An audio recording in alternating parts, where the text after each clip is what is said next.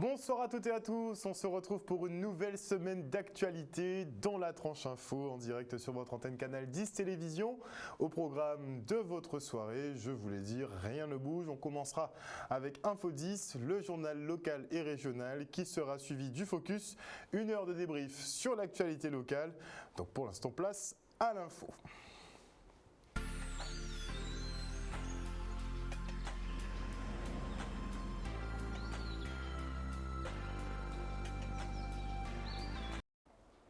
Nous sommes le lundi 1er février 2021 et voici les titres de ce journal.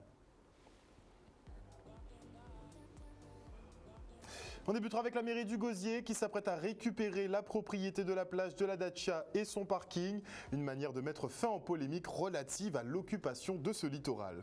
Puis nous irons à Moule pour l'inauguration du système de vidéosurveillance de la ville, un équipement online après 3 ans de démarches et autres montages de dossiers. Et du sport en fin d'édition avec le championnat de Jiu-Jitsu des Benjamins. Et avant de développer ces quelques titres, revenons sur l'affaire chlordécone puisque la volonté des juges de classer sans suite le procès de l'empoisonnement des sols au chlordécone ne passe pas, mais pas du tout. Alors qu'Harry Durimel se bat depuis 2006 pour que justice soit rendue, le tribunal tente de prescrire les faits au motif que le dépôt de plainte aurait été trop tardif. Un mépris sans commune mesure pour Jean-Marie Nomertin, secrétaire général de la CGTG, qui invite la population à empêcher l'étouffement de ce crime aux allures de génocide. Et pour cet ouvrier de la banane, il est temps que les producteurs pollueurs qui sont déjà connus de tous soient jugés et condamnés. Il tenait une conférence de presse ce matin à Pointe-à-Pitre. Le reportage de Michel Depape. Nous recevons en mépris, mais en mépris à un niveau tel que nous pas déjà qu'à recevoir de la part des juges qui viennent soi-disant positionner nous, mais c'est plutôt le contraire qui fait. Donc le 21 janvier, il dit nous avons vers un non-lieu, donc il y a une prescription assis en empoisonnement au chlordécone, en crime contre l'humanité. Nous ne pouvons pas accepter ça alors que moun ka mort pas créé en Guadeloupe. Par rapport à ça, nous faisons conférence de presse là. C'est pour déjà avertir tout le monde, mais surtout pour que nous commencions à rassembler nous, pour que nous, qui en Guadeloupe et en Martinique, que nous fassions tête collée pour que le dossier à chlordécone, eh bien, pas tiré sur le plan judiciaire, mais aussi que nous mobilisons un rapport de force pour que nous obtenions réparation à tous les niveaux, dépollution des sols et bien entendu indemnisation à les concernés. Mais c'est comme ça et en termes là, ça, nous avons posé problème là aujourd'hui.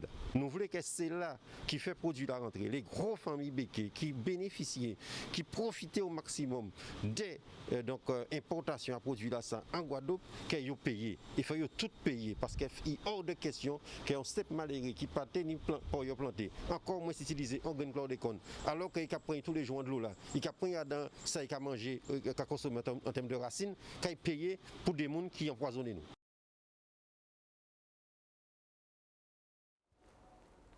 Et aux côtés du collectif de défense mobile, des administrés ont occupé la mairie de Sainte-Rose ce matin sur une nouvelle problématique foncière. Arrivés au terme d'une procédure de régularisation, plusieurs familles de la section bis s'attendaient à recevoir leur titre de propriété. Mais avant cela, ils doivent s'acquitter des frais de publication qui n'auraient pas été mentionnés au préalable. Une somme conséquente dont certains ne disposent pas en l'état. Regardez. Jodla nous décidé, après pratiquement plus de 7 ans d'attente, à accompagner la population bis, les mondes bis qui arrêtaient sur des terrains depuis un certain nombre de temps, qui payaient la totalité pour certains des ça demandé par délibération au conseil municipal là où ils fixent à 15 € le prix du mètre carré. Et Jodla, nous avons constaté que nous avons un état de fait qui a fait que madame là, moi les mecs a refusé de signer ce titre de propriété à ces monde-là ça.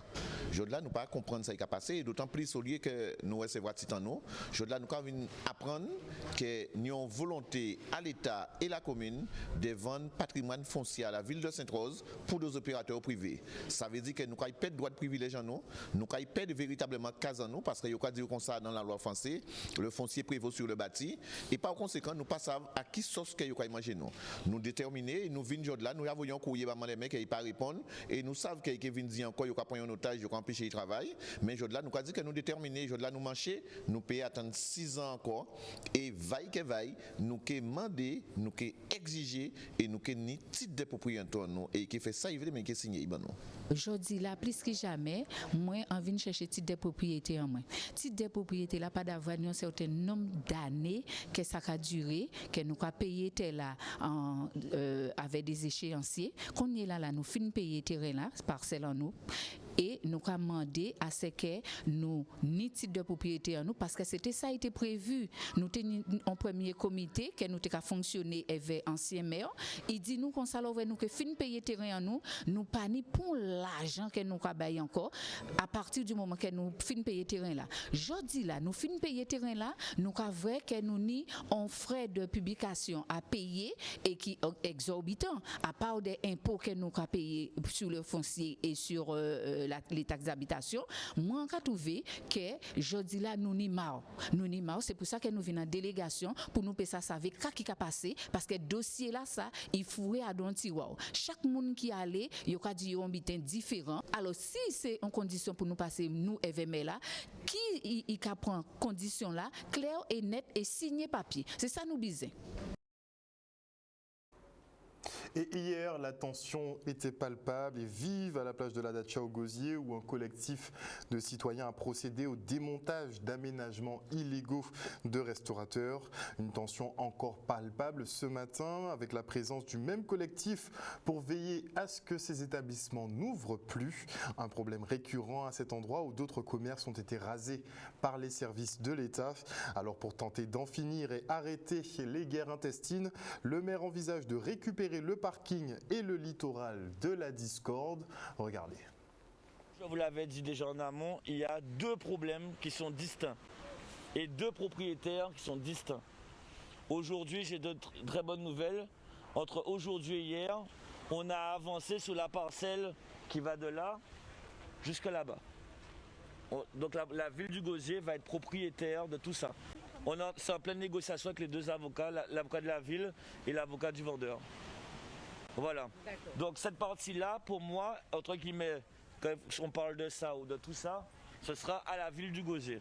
Donc là, il va y avoir une réunion cette semaine avec toutes les forces, l'ADEAL, tout le monde qui va venir pour descendre, pour constater et verbaliser et demander que la personne qui sont là, ils fassent le nécessaire pour que ça ne se reproduise plus. Quelqu'un demande sur sa propriété de faire une construction ou même de déposer un abri de jardin, il lui faut un permis. Là, il faut des permis d'aménager. Ça, c'est la ville du Gosier qui peut mettre un terme aujourd'hui. Après, pour le sable, l'État... Mais aujourd'hui, la ville du Gosier, vous n'avez pas de permis d'aménager, vous ne pouvez rien exploiter ici, vous sortez. Ça, c'est la ville du Gosier. Après, le sable, c'est l'État. C'est M. Kiaba qui s'occupe avec l'ADEAL. Chaque personne a une mission. L'ADEAL a sa mission, la préfecture a sa mission. M. Cornet Cédric, maire de la ville de Gosier, sa mission de demander à son service d'urbanisme 5 commerces ont-ils le permis d'aménager. Oui, mais pourquoi quand c'était Dupont, ils n'ont pas fait ça? C'est moi le seul qui l'a fait. Non, après, j'étais là. Oui, après, et pendant les 2 ans, 2019-2020. J'ai pris un combat de l'eau, ça fait 2 ans que je suis dedans. 2019 et 2020. J'ai dit, moi, j'ai bon, pas de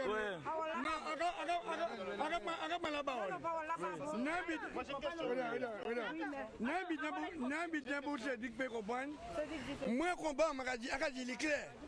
Ou d'un bouquet d'un restaurant, à même ligne là, j'en vois tout bien. Le restaurant.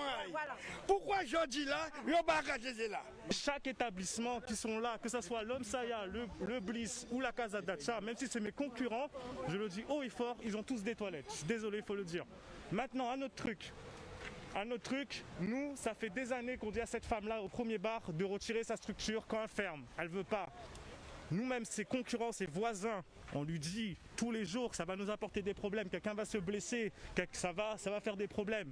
Tous les jours, on lui a dit, elle n'a jamais voulu écouter. Moi personnellement, je suis là à 6 h du matin pour faire ma mise en place. Je sors tout ce qui est dans mon conteneur, je creuse des trous à 3 mètres de profondeur, à 6 h du matin, je finis ma mise en place à 10 h, je commence à travailler à 11 h. Aujourd'hui, je vous invite à rester fermé. Mais pas qu'aujourd'hui. Tant que c'est pas réglé, voilà, et faites passer le mot à vous, parce qu'ils sont pas là. Oui, mais à ce moment-là... Nous, tout ce qu'on a à dire, on s'occupe de notre cul, d'accord? Moi, le reste, j'en ai rien à péter, moi, du reste. Soyons clairs, moi, je vais aller voir Romanos et je vais lui dire ce que vous m'avez répété, là, c'est tout. On fait le travail et puis j'espère que la réunion va permettre de mettre des vraies sanctions. De toute manière, moi, j'ai un seul objectif, c'est de régler le problème de la dacha de manière définitive. Donc les restaurateurs qui continueront d'exercer à la Dacha seront lourdement sanctionnés. Et par ailleurs, notez que le maire de la ville a annoncé effectivement le rachat qui est quasiment effectif du parking de la Dacha, dont le propriétaire était M. Vion. Et ils sont actuellement en négociation pour l'acquisition de la bande littorale qui serait détenue effectivement par la famille Romanos. Et avec les nouvelles mesures de restriction et les motifs impérieux obligatoires pour les voyageurs, les professionnels du tourisme de proximité sont très inquiets. Malmenés depuis un an, ils se dirigent vers de nouvelles pertes colossales avec une saison morte. C'est sans compter les aides souvent insuffisantes pour couvrir les frais qui, eux, ne varient pas depuis la crise. Le reportage. Nous sommes entièrement d'accord pour des mesures d'hygiène et de sécurité pour la population guadeloupéenne. C'est tout à fait normal de mettre en place des mesures de sécurité qui nous permettent quand même de faciliter, je dirais, en petite quantité, le déplacement vers la Guadeloupe. Nous sommes d'accord, mais seulement, il va falloir aussi que les mesures d'accompagnement doivent suivre pour pouvoir permettre au secteur du tourisme, pas seulement le tourisme, mais tous les secteurs professionnels, rattachés directement et indirectement au tourisme. Et c'est pour cela que nous sommes réunis, pour que nous puissions demander au service de l'État, demander au préfet, parce que nous l'avons bien compris, dans l'intervention du préfet, on peut déjà dire que cette année encore, la saison touristique, elle est pratiquement finie. C'est absolument la catastrophe. Là, on se retrouve avec une deuxième saison touristique ratée. Nous sommes extrêmement inquiets là aujourd'hui. Les propriétaires sont en désarroi total et nous ne savons pas comment nous allons donc continuer à pérenniser nos activités. C'est l'inquiétude. Aujourd'hui, nous avons des charges fixes qui continuent à courir. Nous avions eu cette petite lueur d'espoir en fin d'année avec une clientèle qui revenait. Aujourd'hui, coup de massue, nous ne savons pas comment nous allons pouvoir continuer donc nos activités. Donc c'est la grande réflexion et le désarroi total pour l'ensemble des propriétaires que nous sommes. Un reportage signé Olivier Moradel. Et on part pour l'inauguration du système de vidéosurveillance de la ville de Moule, un nouvel équipement qui devrait permettre d'interpeller plus rapidement les bandits et autres contrevenants et ou mettre en lumière les bavures policières. Le reportage. Le système de vidéosurveillance date au moins de 3 ans. Mais il fallait monter un dossier, chercher les financements et puis après revoir le dossier. Et aujourd'hui, donc le marché a été attribué. Et aujourd'hui, nous sommes venus voir un petit peu les travaux qui ont débuté depuis peut-être plus de 2 mois. Et ce n'est pas terminé, mais je suis fier parce que la commune du Moule, souvent, on me demandait pourquoi il n'y a pas de vidéosurveillance et je suis fier et contente que la commune du Moule a commencé ce travail qui n'est pas terminé, qui se terminera sous peu. La philosophie justement de ce projet vidéoprotection, c'est de nous permettre d'être un peu plus efficients, avoir la capacité justement de savoir ce qui se passe sur le territoire et aussi nous permettre d'être réactifs à bien des égards, surtout aussi après avec la possibilité justement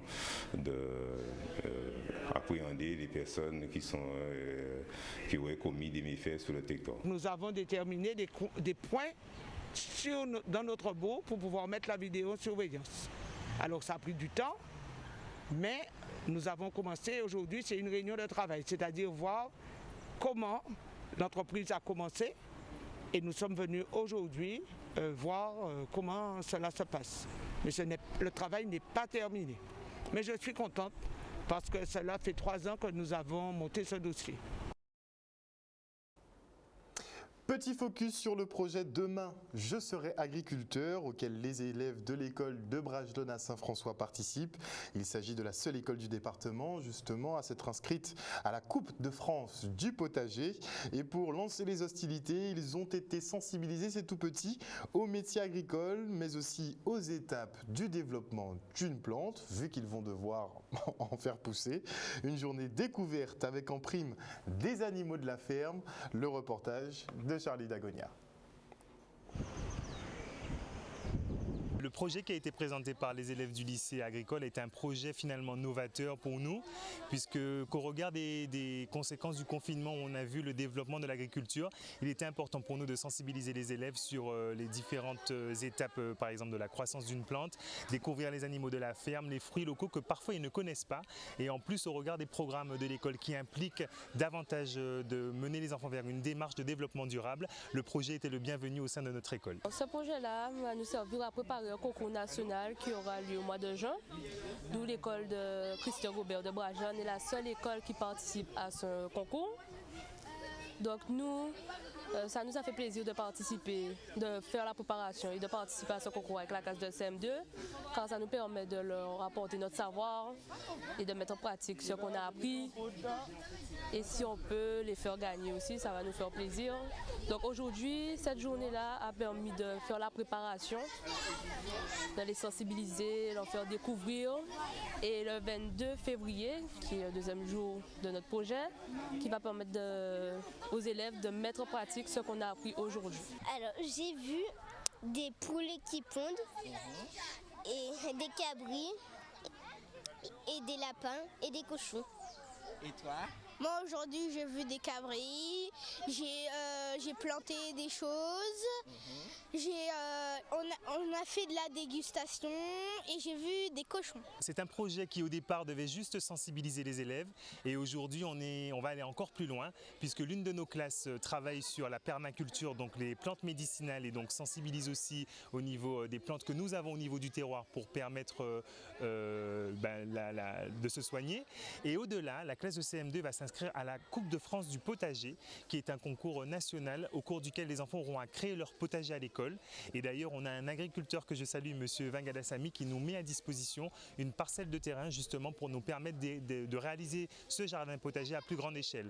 Et si les élèves remportent l'un des 9 prix attribués, alors ils partiront en métropole pour représenter l'école, la Guadeloupe, l'agriculture dans son ensemble, afin de permettre de passer en tout cas sur l'émission La Coupe de France du potager. Ils auront un direct sur une chaîne nationale à 13h. Ils auront l'occasion de visiter également une ferme. Et pour nous, le tremplin est trop beau pour ne pas permettre à nos enfants d'être valorisés. Et on devrait vraiment arrêter de faire ce type de projet de manière épisodique, mais avoir effectivement des potagers au sein de toutes nos écoles, n'est-il pas ? Guadeloupe, terre de champions et terre d'exception aussi d'ailleurs, puisque contrairement à la France hexagonale, les restrictions sont moindres ici et permettent la reprise des championnats sportifs. Les benjamins adeptes du jiu-jitsu, l'ancêtre du judo, eh bien, ils se sont donc retrouvés sur les tatamis ce week-end. Le reste en images. Le judo met en place des actions qui vont permettre à nos combattants de rester dans la discipline. Donc en fait dans le judo, on a bien sûr le judo compétition que tout le monde connaît, mais on a aussi toute la partie jujutsu, fighting, newaza, qui permet à d'autres jeunes de s'exprimer. Nous avon des judokas qui font aussi du jujutsu fighting et du newaza. Donc c'est-à-dire qu'il y a plusieurs techniques de combat qui, en dehors du judo, font partie de la Fédération française de judo. Donc c'est des disciplines véritablement et aujourd'hui qui s'y prêtent à la compétition. Nous sommes l'un des rares départements à pouvoir continuer à faire de la compétition pour les moins de 18 ans. Donc c'est pour maintenir une certaine motivation chez nos licenciés parce qu'effectivement, vu la situation sanitaire, il n'y a pas de sélection pour les championnats de France parce que tout est suspendu en métropole. Donc c'est pour garder l'émulation et la condition physique pour nos jeunes. Donc même s'il n'y a pas de sélection, mais on veut garder nos licenciés motivés et au cas où tout irait mieux, on croise les doigts au mois de septembre, qu'ils puissent être prêts pour la catégorie supérieure quand ils vont changer de catégorie. Il y a des points qui peuvent marquer déjà pour ceux qui sont ceinture marron pour aller vers la ceinture noire. Donc ils peuvent marquer des points. On a ce qu'on appelle le foulipon, par exemple en Ewaza, où aussi il marque, il y a une partie coup de poing, coup de pied, atemi. Il y a une partie qui est justement dans les projections comme au judo, et on a une partie sol. S'ils marquent Ippon par exemple dans les 3 domaines, ça leur permet d'avoir foulipon, et ce foulipon permet de marquer des points, notamment pour leur ceinture ou grade supérieur.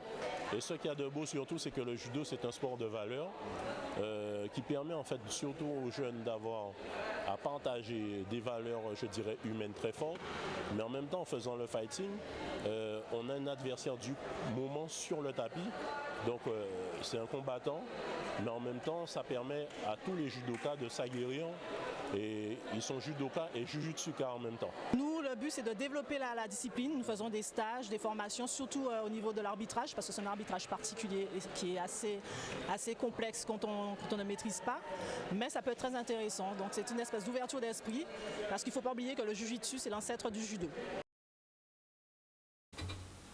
Et on parle nautisme maintenant, et à cet effet, je reçois Thierry Van Gout, qui est président de l'association Clipper Palanade 2.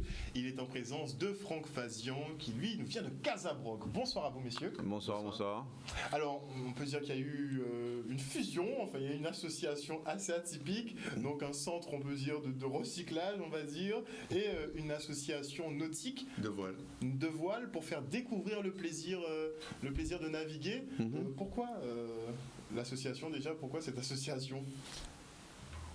Ben écoutez, ce qui s'est passé, c'est que depuis à peu près 8 mois, presque un an, je suis propriétaire d'un voilier moderne. Un voilier tout neuf ? Non, pas du tout. D'accord, on est d'accord. Je reste dans le recyclage. Donc effectivement, un bateau que j'ai recyclé, on va dire, un voilier. Et je faisais justement de la récupération de textiles. J'ai eu l'idée comme ça, puisque je travaille avec une association, enfin Casabroc bosse avec une association au niveau des Saintes. Disons que le lien qui a été fait, c'est les récifs artificiels, et on avait un projet effectivement sur les Saintes, et on est venu à parler de la problématique des textiles au niveau de terre de bas et terre de haut. Béton, si je ne m'abuse ? Oui, des récifs avec des morceaux de béton de machine à laver. Voilà, il y a toute une conception écologique dedans. Voilà.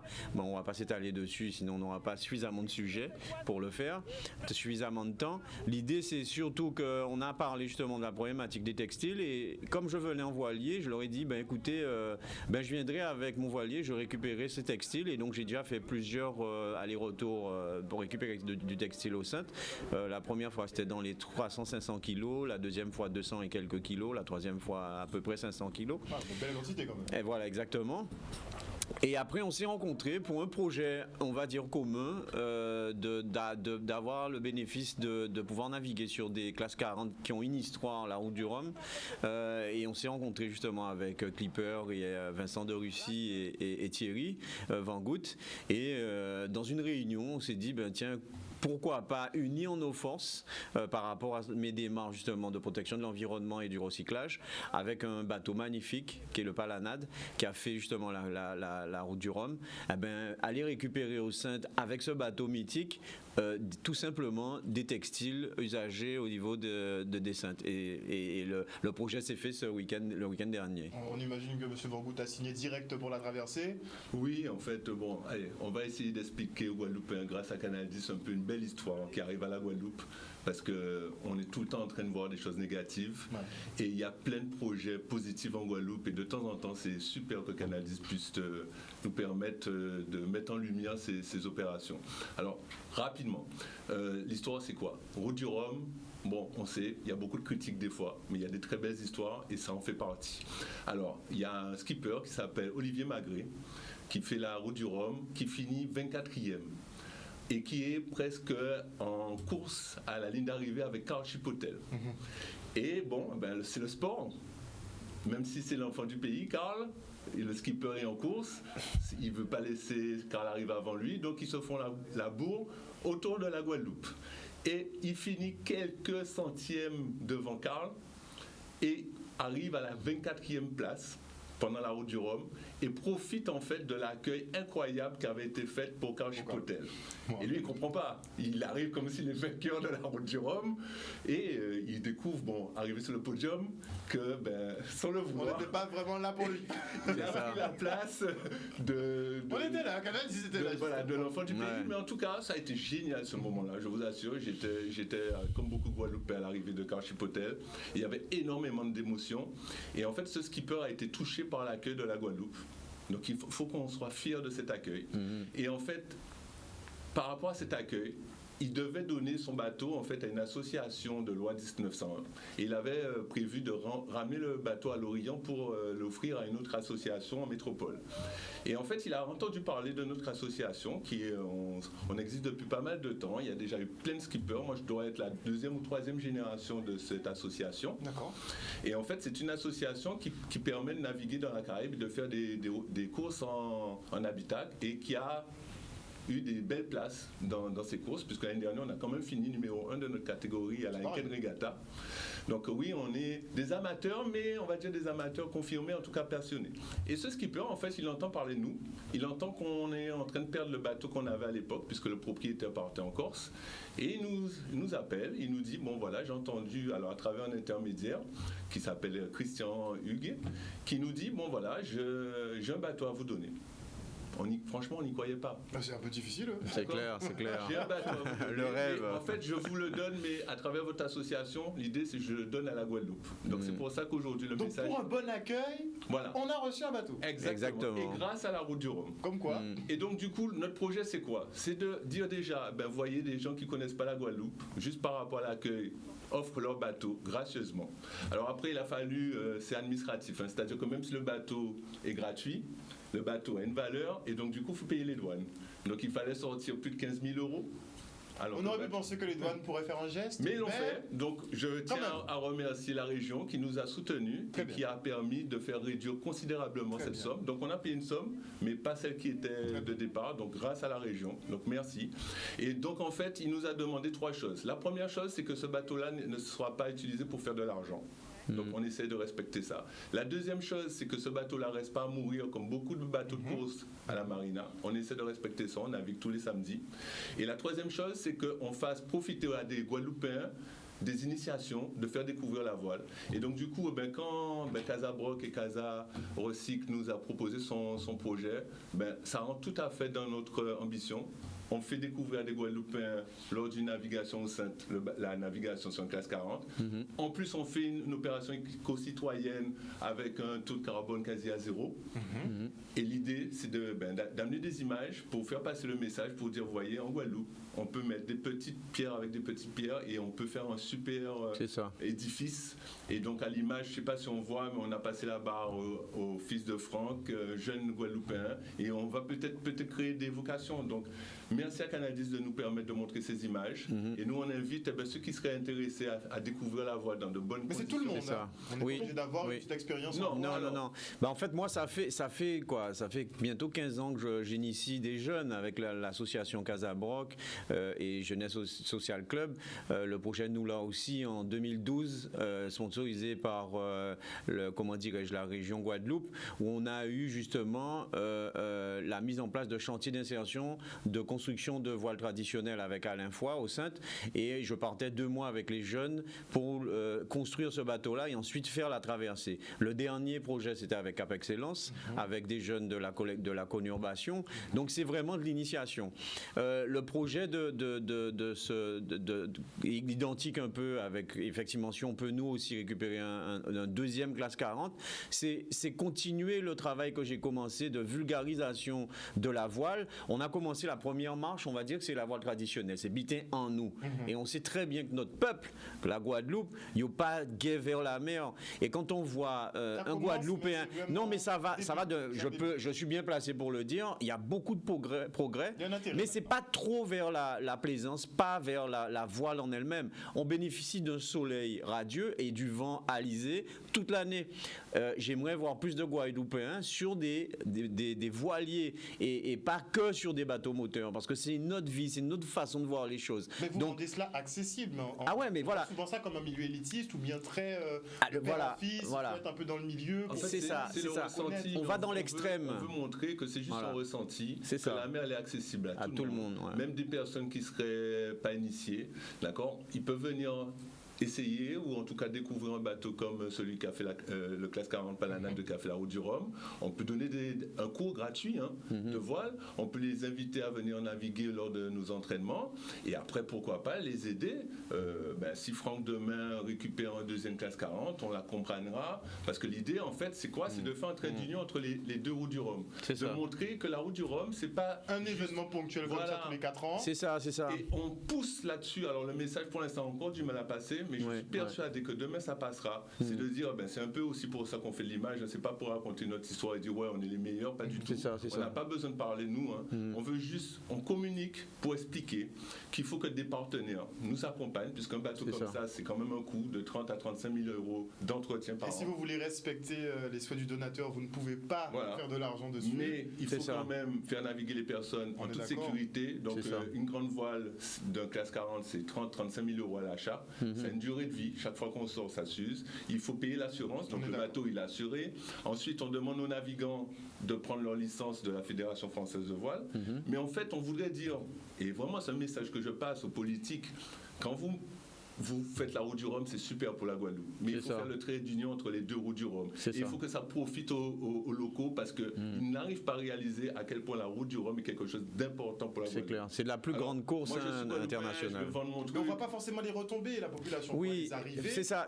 Mais c'est aussi à nous, en tant que voileux guadeloupéens, de prendre aussi le relais.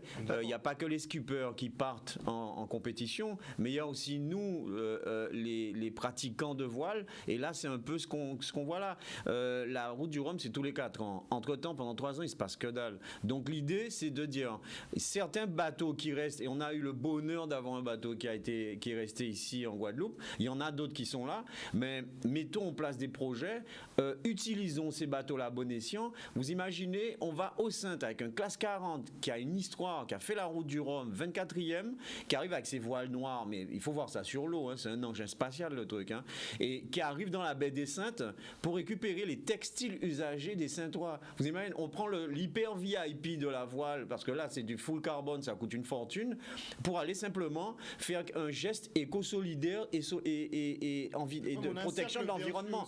Mais complètement. Donc c'est pour montrer effectivement, par ce projet-là de ce week-end, que c'est possible. Il ne faut pas voir ces engins et se dire mais c'est pas accessible à nous. Donc c'est pour montrer aussi aux Guadeloupéens, mais ça vous pouvez y monter dessus pour avoir les sensations.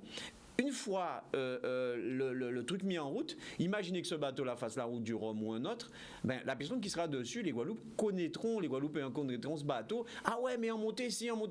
Donc quand il y a une Ibitin là, ils suivent ce bateau-là et ils vont s'intéresser vraiment à la route du Rhum, à l'événement lui-même. Voilà. On peut le rendre plus attractif. Exactement. Hors effectivement période uniquement de compétition. Voilà. Sans compter toutes les compétitions qui seront organisées. Et qui sait, une pépite. On pourra grâce à ça trouver peut-être un skipper qui ne se connaît pas, qu'on connaît pas et qu'on découvre à la barre du classe 40. On dit wow, mais le gars, il a tout quoi. Parce que moi étant de la voile traditionnelle et aussi Thierry, quand on recrute des gens, on ne sait pas qui ils sont. C'est que quand ils sont dans le bateau à des postes comme par hasard, ils se disent tiens, moi je tiens la barre.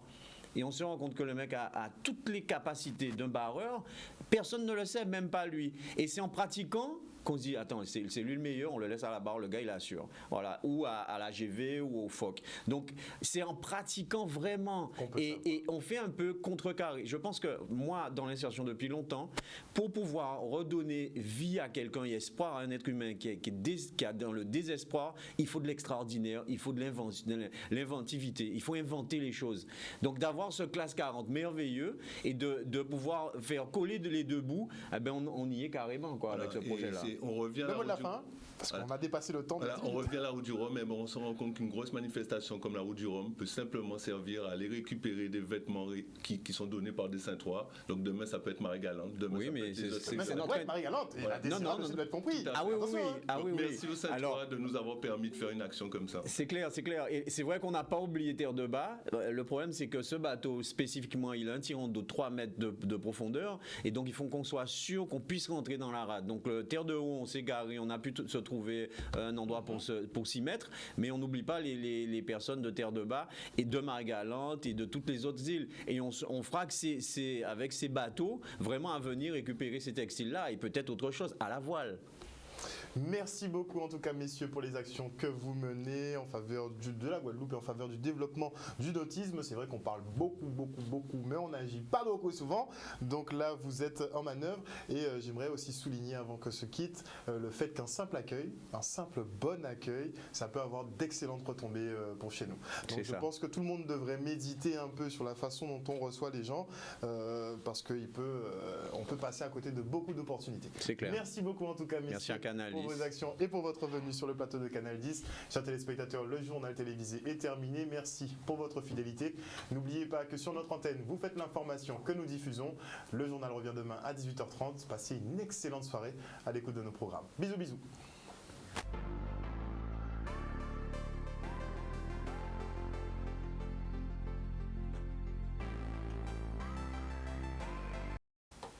Et à venir dans la tranche info sur Canal 10, le Focus, une heure de débrief sur l'actualité locale. Et ce soir, je ne serai pas en plateau. Je vous propose effectivement de regarder le reportage que j'ai tourné ce matin sur la plage de la Dacha, où le maire de la ville essaie de trouver effectivement une solution en rachetant le foncier du parking et du littoral. On verra si ça aboutit ou pas.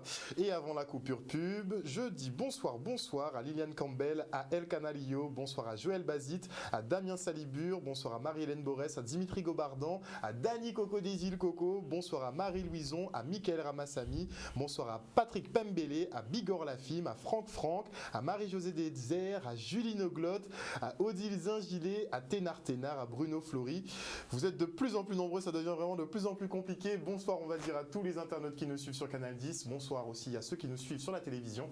On se retrouve après la coupure pub.